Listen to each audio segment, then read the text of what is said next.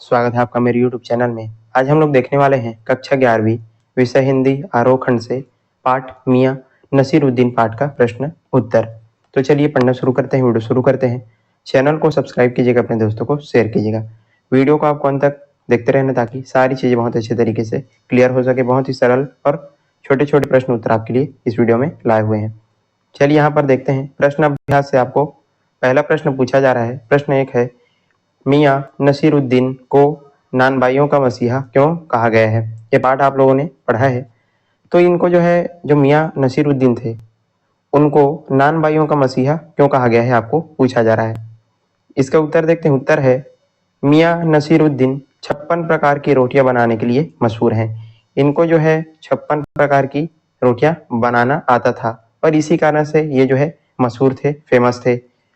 यह उनका खानदानी पेशा है। मतलब जो रोटियां बनाना है उनका क्या था, खानदानी पेशा था। यह कला उन्होंने अपने पिताजी से सीखी थी। जो रोटी बनाने की कला थी, किससे सीखी थी, अपने पिताजी से सीखी थी मियाँ नसीरुद्दीन ने।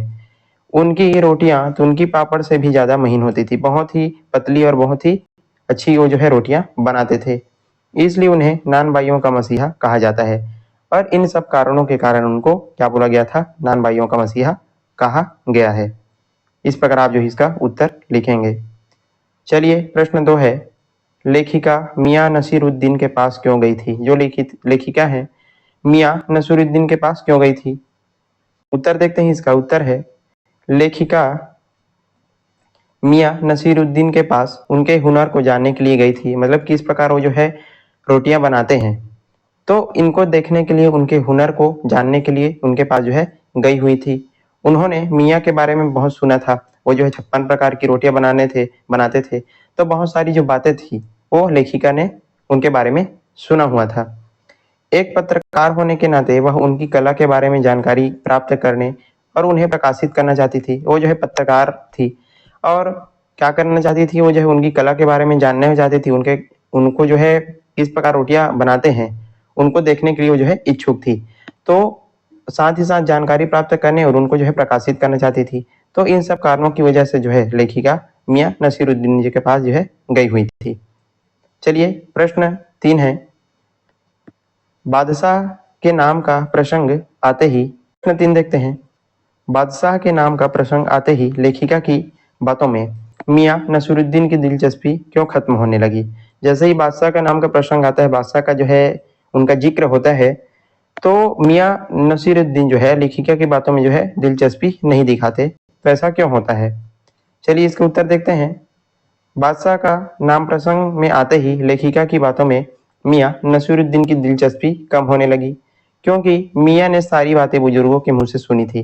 वो मियाँ सारी जो बातें थी, बादशाह वाला जो प्रसंग था, आप लोग पाठ में पढ़े हैं, तो उसमें बताते हैं कि सारी जो बातें हैं किसके मुंह से सुना हुआ था, अपने बुजुर्गों से सुना हुआ था। सच्चाई ये थी कि उन्होंने कभी किसी बादशाह के यहाँ काम नहीं किया था। मतलब जो मियाँ थे वो कभी भी किसी बादशाह के यहाँ काम नहीं किए हुए थे। तभी तो वो लेखिका के पूछने पर बता नहीं सके कि उन्होंने बादशाह के लिए कौन कौन से पकवान बनाए थे।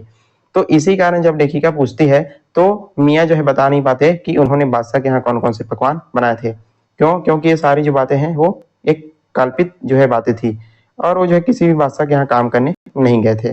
तो इस कारण से जो उनकी बातों में दिलचस्पी यहाँ पर कम दिखाई पड़ती है।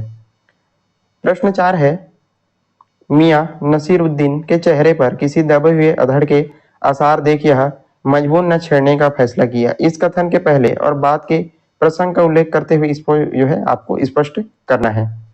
चलिए इसका उत्तर देखते हैं, समझते हैं। बादशाह के कारण उनका नाम का प्रसंग आते ही मियाँ नसीरुद्दीन की दिलचस्पी लेखिका की बातों में खत्म होने लगी। जैसे ही बादशाह का प्रसंग आता है, उनकी बात करने की जो दिलचस्पी है खत्म हो जाती है। उसके बाद वैसे किसी को भट्टी सुलगाने के लिए पुकारने लगते हैं। वो अपने जो बब्बन मियाँ हैं उनको भट्टी सुलगाने के लिए बोलते हैं। लेखिका के पूछने पर उन्होंने बताया कि वे अपने कारीगर जो बब्बन मियाँ हैं उनको पुकारते हैं कि आप भट्टी सुलगा दो, ऐसा करके। तब लेखिका के मन में आया कि पूछ लें कि आपके बेटे बेटियां कितनी हैं, पर उनके चेहरे पर बेरुखी देखी तो उन्होंने उस विषय के बारे में कुछ न पूछना ठीक समझता है, मतलब समझती है। तो उनकी जो बात करने की दिलचस्पी थी वो बहुत ही क्या हो गई थी, कम हो गई थी बादशाह का प्रसंग आते ही। लेखिका पूछना चाहती थी कि आपके कितने बेटे बेटियां हैं, लेकिन उनके चेहरे का भाव देख करके वो इसके बारे में, इस विषय में वो जो है कोई भी बात नहीं करती। इस प्रकार आप इसका उत्तर लिखेंगे। चलिए, पांचवा प्रश्न है, पाठ में मियां नसीरुद्दीन का शब्द चित्र लेखिका ने कैसे खींचा है? किस प्रकार से उनका जो है शब्द चित्र यहाँ पर पाठ में किया गया है, आपको पूछा जा रहा है। उत्तर देखते हैं। मियां नसीरुद्दीन 70 वर्ष की आयु के हैं। वो जो है कितने वर्ष के हैं? 70 वर्ष के हैं। मियां नसीरुद्दीन का शब्द चित्र लेखिका ने कुछ इस प्रकार से जो है खींचा है। यहाँ पर चलिए देखते हैं किस प्रकार वो जो है बताती है, जब वो जो है पाठ में हमने पढ़ा है। लेखिका ने जब दुकान के अंदर झांका तो पाया मियां जो है चारपाई पर बैठे जो है बीड़ी का मजा ले रहे थे। मौसमों की मार से पका चेहरा, आंखों में काइयों और औलेपन से परेशान पर मंजे हुए कारीगर के तेवर। तो इस प्रकार से जो है लेखिका मियां नसीरुद्दीन का जो शब्द चित्र है उन्होंने किया हुआ है। इस प्रकार आप जो है इसका उत्तर लिखेंगे। चलिए, अब पाठ के आसपास के जो प्रश्न है वो भी इसमें देखते हैं। पहला प्रश्न यहाँ पर है, मियां नसीरुद्दीन की कौन कौन सी बातें आपको अच्छी लगी? आपको जो भी बातें अच्छी लगी है उनको आपको यहाँ पर लिखना है। उत्तर है आप लिखेंगे, हमें मियां नसीरुद्दीन की निम्नलिखित जो बातें हैं वो अच्छी लगी। पहला, उनका आत्मविश्वास से भरा हुआ व्यक्तित्व, तो उनमें जो है आत्मविश्वास बहुत अच्छे से भरा हुआ था। दूसरा है काम के प्रति रुचि व लगाव, वो जो है अपने काम में बहुत ज्यादा जो है रुचि लेते थे, उनका लगाव भी बहुत ज्यादा दिखाई पड़ता है। सटीक उत्तर देने की कला, वो जो है किसी भी प्रश्न को बहुत अच्छे तरीके से उनमें उत्तर देने की कला दिखाई पड़ती है। तरह तरह की रोटियां बनाने में महारत, उनको जो है 56 प्रकार की रोटियां बनाने में उनके पास क्या थी? कला थी। और शागिर्द को उचित वेतन देना, तो ये जो उनकी जो बातें हैं वो हमको अच्छी लगी। इस प्रकार आप जो इसको लिख सकते हैं। प्रश्न 2 है यहाँ पर, तालीम ही बड़ी चीज होती है। यहाँ लेखक ने तालीम शब्द का 2 बार प्रयोग क्यों किया है? क्या आप दूसरी बार आए तालीम शब्द की जगह कोई अन्य शब्द रख सकते हैं? लिखिए। तो यहाँ पर जो तालीम शब्द है उसको 2 बार प्रयोग किया है, तो इसके जगह आपको कोई अन्य शब्द रखना है। इसका उत्तर हो जाएगा, यहाँ पहली बार आए तालीम का अर्थ है शिक्षा तथा दूसरी बार आए तालीम शब्द का अर्थ है अनुसरण। तो जो पहली बार जो शब्द तालीम आया है उसका क्या अर्थ है? शिक्षा है। और जो सेकंड बार जो तालीम शब्द है उसका क्या अर्थ है? अनुसरण। इसे इस तरह भी लिखा जा सकता है, तालीम का अनुसरण ही बड़ी चीज होती है। मतलब यहाँ पर जो तालीम का अनुसरण है, हम ऐसे भी लिख सकते हैं, तालीम का अनुसरण ही बड़ी चीज होती है। तो इस प्रकार भी इस शब्दों को यहाँ पर लिखा जा सकता है।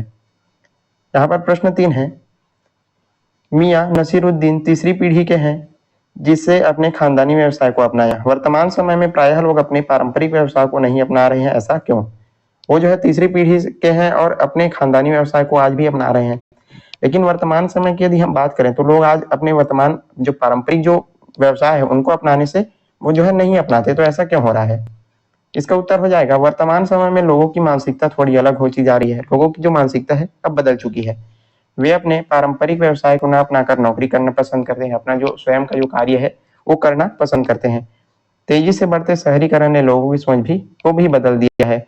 लोग व्यक्तिगत रूप से अपनी पसंद का व्यवसाय या काम करना चाहते हैं, अपनी स्वयं से वो जो है व्यवसाय या काम करना पसंद करते हैं, इसलिए प्राय लोग अपने पारंपरिक व्यवसाय को नहीं अपना रहे हैं। इस प्रकार आप जो है उत्तर लिखेंगे। और यहाँ पर चौथा प्रश्न है, मियां कहीं अखबार नवीस तो नहीं हो, यह तो खोजियों की खुराफत है। अखबार की भूमिका को देखते हुए इस पर टिप्पणी आपको करना है। तो मियां ऐसा जो है कहते हैं। चलिए इसका उत्तर देखते हैं। मियां नसीरुद्दीन का यह कहना है, कहीं अखबार नवीस तो नहीं हो, यह तो खोजियों की खुराफात है। अखबार की भूमिका पर एक महत्वपूर्ण टिप्पणी है। तो उनका मानना था कि अखबार बनाने और पढ़ने वाले दोनों क्या होते हैं? निठल्ले होते हैं। जो मियां क्या मानते थे कि अखबार बनाने वाले और अखबार पढ़ने वाले क्या होते हैं? निठल्ले होते हैं, जो एक नकारात्मक दृष्टिकोण है। मतलब उनका एक नकारात्मक दृष्टिकोण यहाँ पर सामने आता है। हालांकि अखबार समाज में सूचना और ज्ञान का प्रसार करने में महत्वपूर्ण भूमिका निभाते हैं। जो न्यूज है, अखबार है और न्यूज चैनल है, वो समाज में जो भी सूचना है, जो भी ज्ञान है, उनका प्रसार करने में महत्वपूर्ण अपनी जो भूमिका है वो निभाते हैं। लेकिन क्या होता है, कभी कभी वे सनसनीखेज खबरें फैलाकर या वास्तविकताओं से बढ़ा चढ़ा करके पेश करके नकारात्मक भाव भी, मतलब उन जो प्रभाव है वो डालते हैं। एक ही चीज को बार बार दिखा करके उनको बढ़ा चढ़ा करके जो है बनाते रहते हैं, तो ये जो है नकारात्मक प्रभाव भी हमारे ऊपर डालता है। तो इसी को यहाँ पर आपको लिखना है। यहीं पर आज का हमारा जो वीडियो है समाप्त होता है। आई होप आपको सारी चीजें बहुत अच्छे तरीके से समझ में आ गई होंगी। यदि वीडियो पसंद आए तो लाइक कीजिएगा, ज्यादा से ज्यादा शेयर करने और चैनल पर नए हैं तो जरूर सब्सक्राइब कर दीजिएगा ताकि इसी प्रकार की वीडियो आपको देखने को मिलते रहे आपके। चलिए आज के लिए बस इतना ही, मिलते हैं इसी प्रकार के अन्य वीडियो के साथ, तब तक के लिए बरते रहिएगा। धन्यवाद।